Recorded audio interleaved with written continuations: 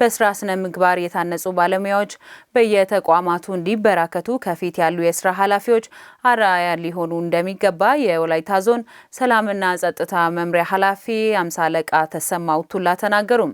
ተቋማት የህዝብ አመኔታ የሚጣልባቸው እንዲሆኑ በመልካም የስነ ምግባር የታነጹ ሰራተኞች ቁልፍ ሚና እንዳላቸው የስልጠናው ተሳታፊዎች አመላክተዋል።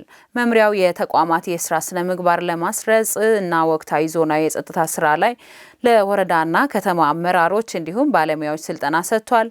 አለማየሁ አልቶ ዝርዝር አለው። ስነ ምግባር የማይዳስሰው የህይወት ክፍል የለም። ምግባር ለሀገር ግንባታ ሆነ ለልዩ ልዩ ማህበራዊ ቀውሶች መስፋፋት ያለው ሚና የጎላ ነው። ተቋማት የህዝብ አመኔታ የሚጣልባቸው እንዲሆኑ በመልካም የስራ ስነ ምግባር የታነጹ ሰራተኞች ቁልፍ ሚና ስላላቸው በተቋማት የስራ ስነ ምግባር ለማስረጽ ያለመ ስልጠና ለወረዳና ከተማ አመራሮች እንዲሁም ባለሙያዎች ተሰጥቷል። በመድረኩ የተገኙት የወላይታ ዞን ሰላምና ጸጥታ መምሪያ ኃላፊ አምሳ አለቃ ተሰማ ኡቱላ በተቋማት የባለሙያዎች የስራ ስነ ምግባር እንዲጎለብት ከፊት ያሉ የስራ ኃላፊዎች ምሳሌ ሊሆኑ እንደሚገባ ተናግረዋል። ጥሩ ስነ ምግባርና ታማኝ መሆን አንድ ለራስ ነው። ከዛ በመቀጠል ለተቋም፣ ለህዝብ፣ ለአገር እያለ ይሄዳል። መምሪያውን፣ ጽህፈት ቤቱን፣ ተቋሙን የሚመሩ መምሪያ ኃላፊዎች፣ ጽህፈት ቤት ኃላፊዎች መጀመሪያ አርአያ መሆን አለባቸው። አርአያ መሆን አለባቸው ብዬ ስል በስራ ሰዓት ቀድመው ከሰራተኛ ገብተው መፈጸም ያለባቸውን ተግባራት ለይተው ለሰራተኛ ለስራ ሂደቶች ሰጥተው እንዲፈጽሙ ማድረግ ነው። መልካም ስነ ምግባር የተላበሱ ባለሙያዎች ተገልጋይ ማህበረሰብ ተገቢውን አገልግሎት እንዲያገኝ ከማስቻል ባለፈ በተቋማት ላይ የህዝብ አመኔታ እንዲጎለብትም ጉልህ ድርሻ እንዳላቸው ያነሱት የስልጠናው ተሳታፊ የተቋማት ስራ ኃላፊዎች በዚህም የበኩላቸውን ሚና ለመጫወት መዘጋጀታቸውን ተናግረዋል። በዋናነት ተቋም ላይ ስነ ምግባር የሌለ ሰራተኛ ካለ ያው ተቋሙ እምነት ይታጣል። በዋናነት ከዛ ውጪ ያው ሌብነት፣ ከራይ ሰብሳቢነት በሰዎች ላይ የሚታይበት አግባብ ይፈጠራል። ስለዚህ ተቋምን ውጤታማ ለማድረግ በስነ ምግባር የታነጸ ስነ ምግባር ያለው ባለሙያ ያስፈልጋል።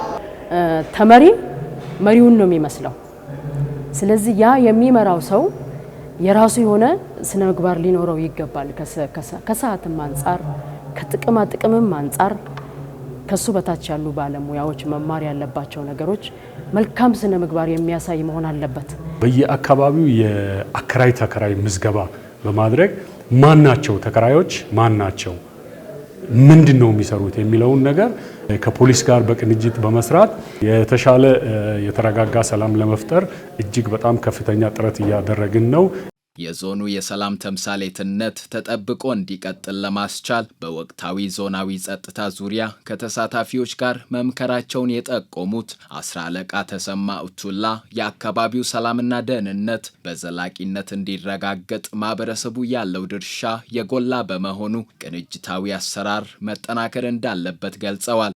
እነዚህን የጸጥታ አካላትን በቅንጅት እንዲሰሩ አድርገን ህዝቡን በጎናችን እንዲሰለፍ ካደረግን የማንወጣው ተራራ አይኖርም፣ የማናሸንፈው የጸጥታ ችግር አይኖርም።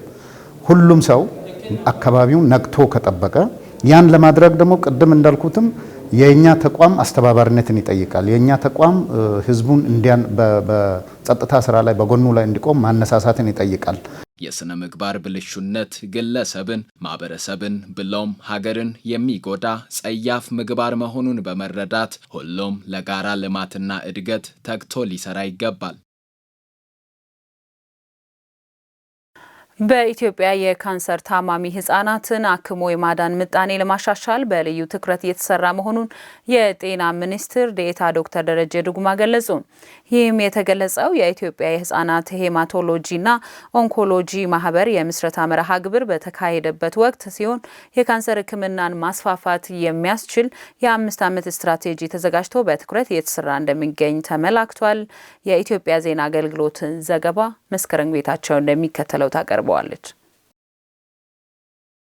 የመጀመሪያ ደረጃ የሕክምና ማዕከላትን የማስፋፋት፣ የካንሰር መከላከያ ክትባት ተደራሽነትን ማስፋት፣ የኬሞቴራፒና የጨረር ሕክምናዎችን የማስፋፋት ስራዎች እየተከናወኑ መሆኑን ተናግረዋል። በቀጣይም የህፃናት የካንሰር ሕክምና አገልግሎትና ተደራሽነትን በማስፋት የኬሞቴራፒ፣ የጨረር ሕክምናና የመድኃኒቶች ተደራሽነትን ለማጠናከር በትኩረት እየተሰራ መሆኑን አስረድተዋል። የኢትዮጵያ የህፃናት ሄማቶሎጂና ኦንኮሎጂ ማህበር በመመስረቱ በኢትዮጵያ የህፃናት የካንሰር ህመምን የመከላከልና ሕክምናውን የማስፋፋት ስራዎች ላይ ጉልህ አስተዋጽኦ ይኖረዋል ብለዋል። መንግስት ትኩረት ሰጥቶ እየሰራ ነው። ነገር ግን በኢትዮጵያ በቂ የካንሰር መከላከያ መድኃኒቶች እንዲኖሩ የላቀ አጋርነት ያስፈልጋል። ጥራት ያለው የሕክምና አገልግሎት አካል የሆነው አንዱ ወሳኝ ነገር የጨረር ሕክምና አገልግሎት ነው። የጨረር ወይም የራዲዮቴራፒ አገልግሎትን ለማስፋፋት እየተሰራ ነው። ለብዙ ዓመታት በጥቁር አንበሳ ሆስፒታል ውስጥ አንድ የራዲዮቴራፒ መሳሪያ ብቻ ነበር። አሁን ግን ይህንን አገልግሎት በኢትዮጵያ ውስጥ ወደ 5 ተጨማሪ ማዕከላት ማስፋፋት ችለናል። በተጨማሪም የኒኩለር ሕክምና እንዲኖር እየሰራን ነው። በቅርቡ ደግሞ በኢትዮጵያ አዲስ የኒኩለር ኮሚሽን መቋቋሙ ይታወቃል። ይህ ኮሚሽን መንግስትንና ሀገሪቱን አቅም የሚያጠናክር ይሆናል።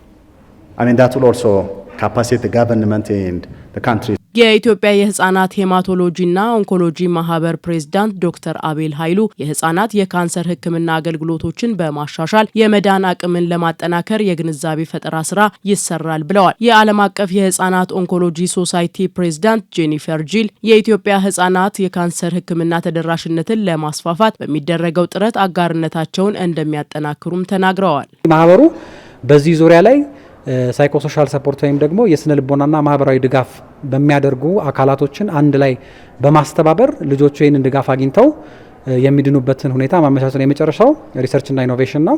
ሕክምና ያለ ሪሰርች፣ ያለ ጥናትና ምርምር፣ ያለ ኔትወርክ ወይም ደግሞ በዓለም አቀፍ ደረጃ ካሉ ትልልቅ ተቋማት ጋራ ህብረት ካልፈጠርን ብቻችንን የምንወጣው ዳገት አይደለም። እኛ የሕክምና ተደራሽነት ላይ እየሰራን ሲሆን ይህንንም የምናደርገው ሀገራት በዓለም የጤና ድርጅት ትኩረት የሚያሰጣቸው ሀገራት ዝርዝር ውስጥ እንዲካተቱ በማገዝ ነው። ይህም ሀብትን፣ ትኩረትንና የመንግስት ድጋፍን ያስገኛል። በተጨማሪም በምርምር ዘርፍ ላይ እየሰራን ነው። በርካታ የምርምር ትብብሮችንና ስልጠናዎችንም እያከናወንን እንገኛለን። ምክንያቱም አብዛኞቹ ከካንሰር የዳኑ ህጻናት ሊድኑ የቻሉት ቀደም ሲል በተደረጉ ምርምሮች አማካኝነት ነው። አሁን ባለንበት ነባራዊ ሁኔታ ግን የተለየ ምርምር እንዲያስፈልገን ተደርገናል። ብዙዎቹ ህጻናት በአካባቢያዊ ሁኔታ ጋር የተመጣጠነ ሕክምና ያስፈልጋቸዋል።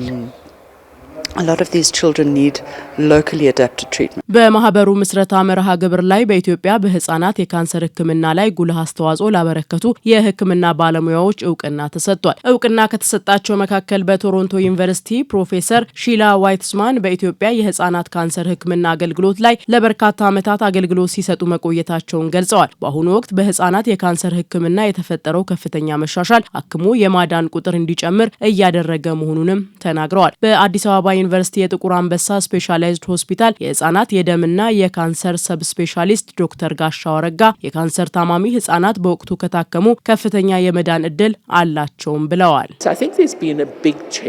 ትልቅ ለውጥ ያለ ይመስለኛል። አሁን የህፃናት ካንሰርን መመርመርና ማከም የሚችሉ ብዙ ማዕከላት አሉ። ወደፊትም የመዳን መጠኑ እየጨመረ እንደሚሄድ ተስፋ እናደርጋለን። በሂደትም የበለጠ ይሻሻላል። አሁን 50% ማድረስ ከቻልን ትልቅ እርምጃ ነው። ቀጣዩ እርምጃ ደግሞ ከፍተኛ ገቢ ባላቸው ሀገራት እንደምናየው ወደ 80% ወይም 85% ለማድረስ ይቻላል።